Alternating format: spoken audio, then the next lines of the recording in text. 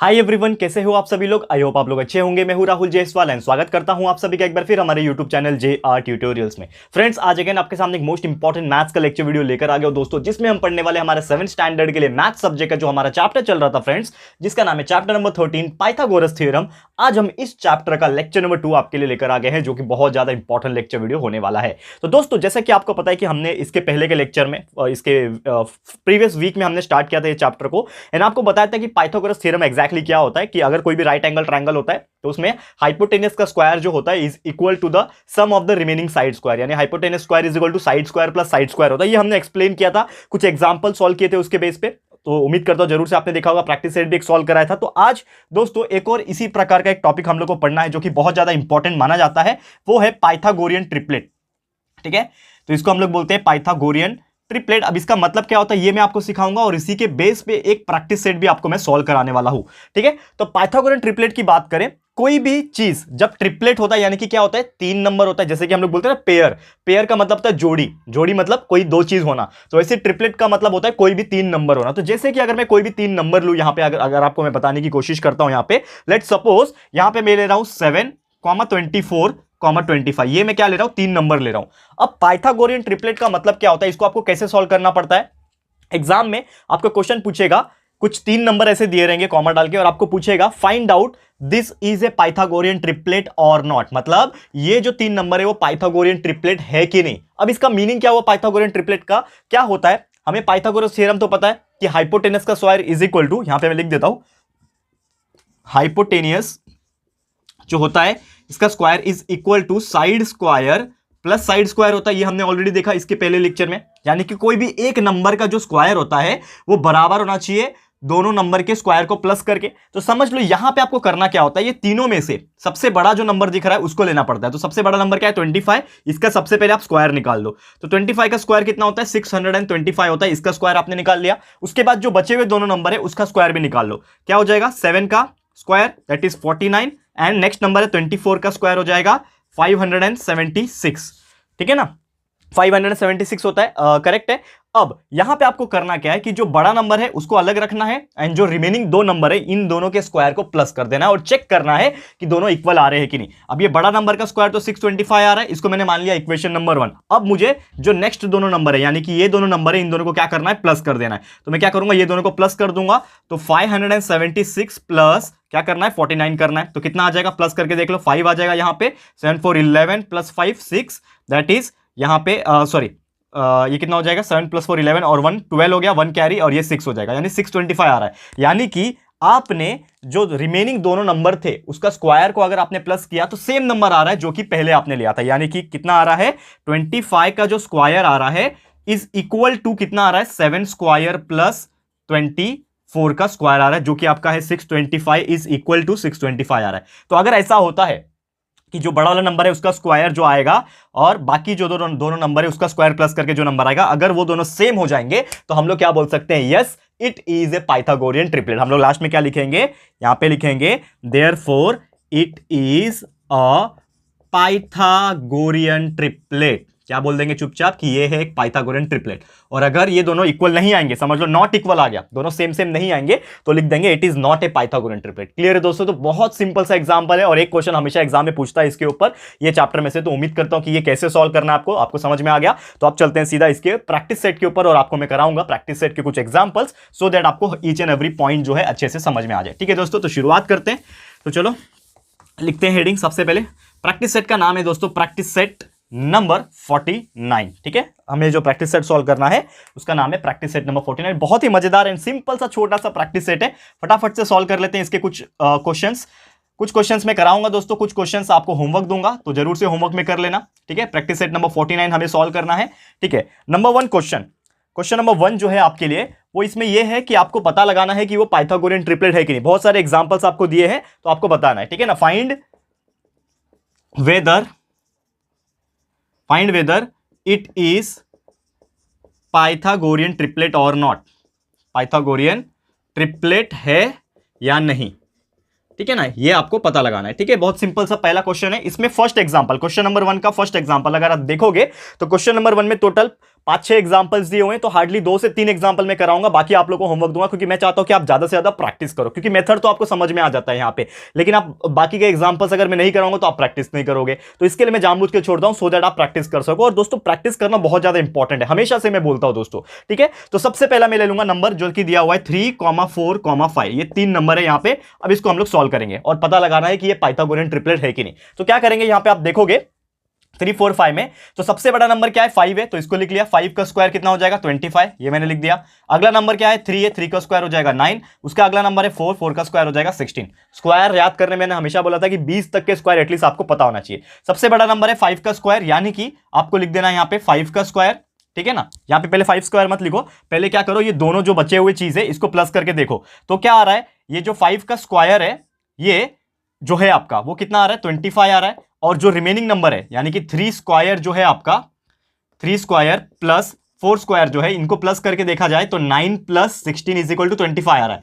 यानी कि आप देखोगे कि दोनों के दोनों कंडीशन में आपका इक्वेशन नंबर 1 और इक्वेशन नंबर 2 दोनों के दोनों कंडीशन में आपका ये कितना आ रहा है, सेम आ रहा है। ये 25 आ रहा है, ये भी 25 आ रहा है। तो इन शॉर्ट आप क्या लिख सकते हो कि 5 square is equal to 3 square plus 4 square, जो कि है आपका 25 इज इक्वल टू 25। तो अगर आपका ऐसा आ रहा है तो हम लोग लिखेंगे therefore it is a Pythagorean triplet. आपको ऐसा लिख देना है, खत्म हो जाएगा आपका आंसर, ठीक है। लिख दिया आपने, it is a Pythagorean triplet. कितना सिंपल सा एग्जांपल है, आप ही डिसाइड कर लो दोस्तों। बहुत सिंपल है, एक्सप्लेन करने में मुझे थोड़ा ज्यादा टाइम लग रहा है, बट आप लोग जब सॉल्व करोगे तो हार्डली आपको 20 सेकंड लगेंगे, इतनी मेरी गारंटी। अगर आपने प्रैक्टिस किया हुआ रहेगा और आपने फास्ट आपकी हैंडराइटिंग होगी तो आप 20 सेकंड में आपका 1 मार्क्स यहां पे मिल जाएगा आपको। तो आप ही बताओ दोस्तों कितना सिंपल है, ठीक है दोस्तों। तो उम्मीद करता हूं ये आपको समझ में आ गया होगा। चलते हैं सेकंड एग्जांपल की तरफ। ये पहला एग्जांपल था, वैसे एक और एग्जांपल मैं कराऊंगा आप लोग को, एंड इसके बाद फिर हम लोग क्वेश्चन नंबर 2 की तरफ चलेंगे, ठीक है ना। ओके, तो ध्यान से देखिएगा, बहुत ही मजेदार प्रैक्टिस सेट है और इतना सिंपल तो कुछ हो ही नहीं सकता दोस्तों। आप ही बताओ दोस्तों, इतना सिंपल, आप 7th स्टैंडर्ड में हो, आपको लगता है यार मैथ्स बहुत हार्ड है, मैथ्स बहुत हार्ड है, बहुत लोग यहाँ पे टेंशन आ जाता है मैथ्स का नाम लेते हैं, लेकिन आप ही बताओ दोस्तों कि इतना सिंपल है, इससे सिंपल कुछ हो सकता है क्या। बस आपको मेथड पता होना चाहिए। अगला जो है वो है 2, 4, 5, ठीक है। ये 3 नंबर दिए हुए हैं। अगेन सबसे बड़ा नंबर है 5, तो लिख दिया 5 का स्क्वायर कितना हो जाएगा 25।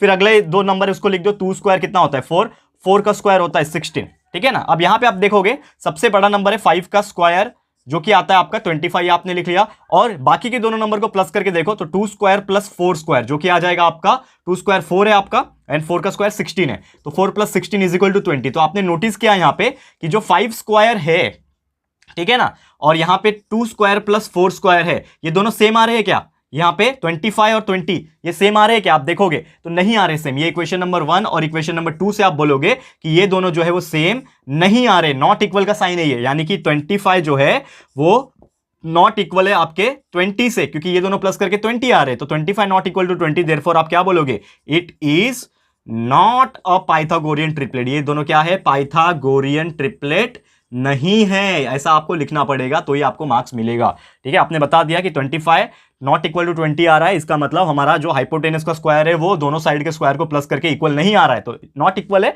That's why it is not a Pythagorean triplet. Clear है दोस्तों। तो उम्मीद करता हूं कि ये भी एग्जांपल आपको समझ में आ गया। बहुत सिंपल सा एग्जांपल है यहां पे, ओके।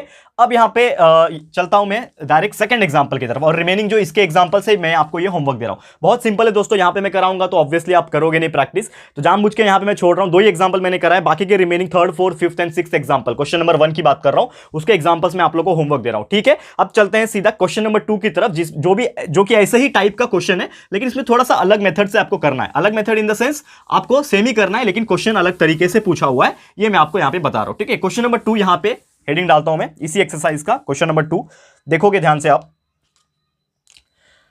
क्वेश्चन नंबर 2 है, क्वेश्चन इस प्रकार पूछा है आपको कि जो साइड्स है कुछ ट्राइंगल के, the sides of some triangles are given below. यहां पे आपको कुछ नंबर्स दिए रहेंगे, कुछ साइड्स दिए रहेंगे, और आपको बताना है find out which ones are right angle triangle, यानी कि कौन से इसमें से राइट एंगल है कि नहीं। फाइंड आउट विच वन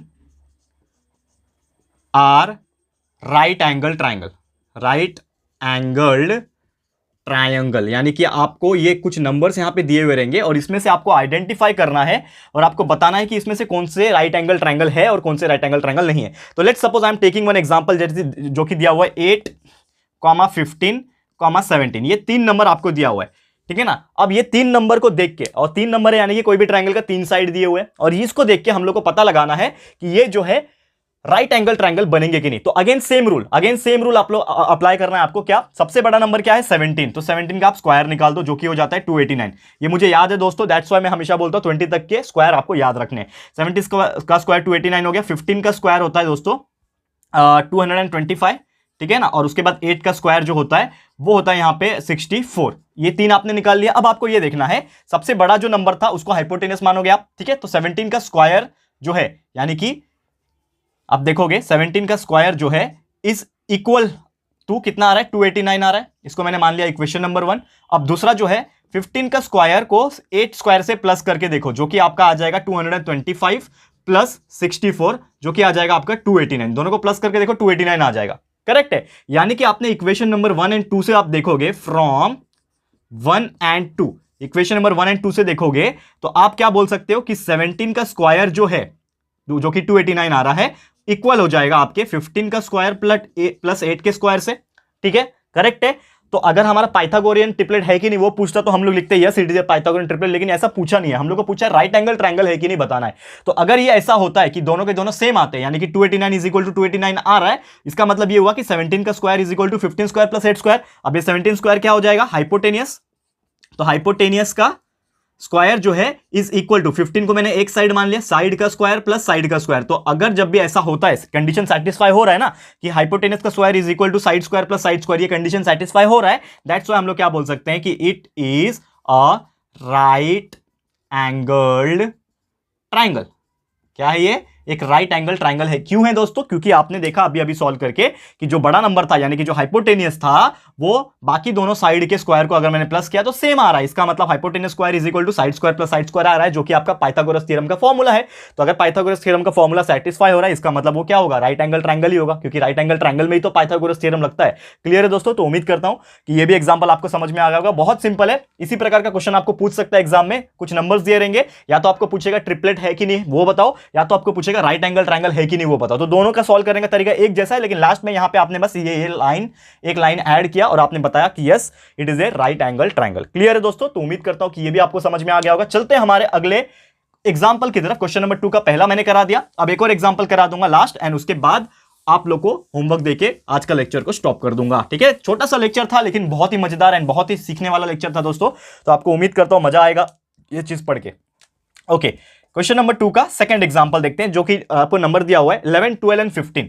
ठीक है, 11, 12 एंड 15। अगेन सबसे बड़ा नंबर है 15, तो 15 का स्क्वायर जो कि हो जाएगा 225। उसके बाद है 12 का स्क्वायर हो जाएगा 144, एंड उसके बाद देखोगे तो 11 का स्क्वायर है जो कि हो जाएगा 121। 11 का स्क्वायर 121 होता है, करेक्ट है? ये आपने आ गया। ओके, अब आपको क्या करना है? अब आप देखोगे ध्यान से तो यहां पे आपको यह करना है कि सबसे बड़ा नंबर 15 का स्क्वायर है, चलो, जो कि आ रहा है 225। ये आपने देख लिया, इसको मैं मान लिया इक्वेशन नंबर 1। दूसरा, जो दो नंबर बच जाते हैं उनको प्लस करना होता है, यानी कि 12 के स्क्वायर को अगर मैं 11 के स्क्वायर से प्लस करता हूं तो कितना आ रहा है? 144 प्लस 121 आ रहा है, जो कि कितना हो रहा है? प्लस करके देख लो, ये 5 इधर, 4 + 2 6 एंड 1 + 1 2, 265 आ रहा है, जो कि आप देखोगे तो 265 225 से सेटिस्फाई नहीं करता है। ठीक है ना? तो 225 इज नॉट इक्वल टू 265, यानी कि आपका 15 का स्क्वायर जो है वो नॉट इक्वल आ रहा है किससे? आपके 12 स्क्वायर से प्लस 11 स्क्वायर से। समझ में आ रहा है दोस्तों मैं क्या बता रहा हूं? क्या बता रहा हूं मैं कि यहां पे जो हमने सबसे बड़ा नंबर जो लिया था 15 का स्क्वायर 225 आ रहा था, और दोनों को प्लस जब किया तो वो 265 आ रहा है। इसका मतलब वो कंडीशन सेटिस्फाई नहीं हो रहा है, दोनों इक्वल नहीं आ रहे।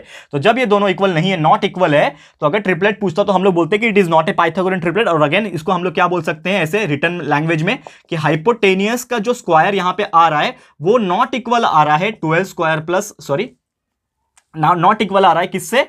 Side square plus side square से, यानी कि दोनों साइड स्क्वायर को अगर मैंने प्लस किया तो हाइपोटेनस स्क्वायर के बराबर नहीं आ रहा है, नॉट इक्वल आ रहा है। तो हम लोग यहां पे क्या लिख सकते हैं? Therefore it is not a right angle triangle. अगर वो कंडीशन सेटिस्फाई नहीं करता है तो ऑब्वियसली ये राइट एंगल ट्रायंगल भी नहीं होगा। क्यों नहीं होगा? क्योंकि हाइपोटेनस स्क्वायर जब इक्वल ही नहीं है साइड स्क्वायर से तो वो पाइथागोरस थ्योरम जो है अप्लाई हो ही नहीं सकता, और जब पाइथागोरस थ्योरम अप्लाई नहीं हो रहा है, सेटिस्फाई नहीं हो रहा है, तो वो राइट एंगल ट्रायंगल भी नहीं होगा। तो दैट्स व्हाई ये चीज हमारा यहां पे आ गया। तो उम्मीद करता हूं दोस्तों ये वाला एग्जांपल भी आपको समझ में आ गया होगा। तो अगेन इसमें क्वेश्चन नंबर 2 का हमारा सेकंड तक हुआ, third and fourth and fifth ये मैं आप लोग को होमवर्क दे रहा हूं ताकि आप लोग प्रैक्टिस करो। फटाफट से कमेंट करके बताना दोस्तों कि आप लोग का आंसर आ रहा है, करेक्ट आ रहा है कि नहीं आ रहा, और आपने जो भी आज सीखा दोस्तों, क्वेश्चन नंबर 1 में भी सीखा पाइथागोरियन ट्रिपलेट वाला और ये राइट एंगल ट्रायंगल वाला, ये दोनों आपको समझ में नहीं आया है कि नहीं आया है, वो प्लीज हमें कमेंट करके बताइएगा। उम्मीद करता हूं, मैं पूरी तरफ से अपनी तरफ से मैंने मेहनत की आप लोग को पढ़ाने की और आपको समझाने की, तो उम्मीद करता हूं कि आप लोग इसका जरूर से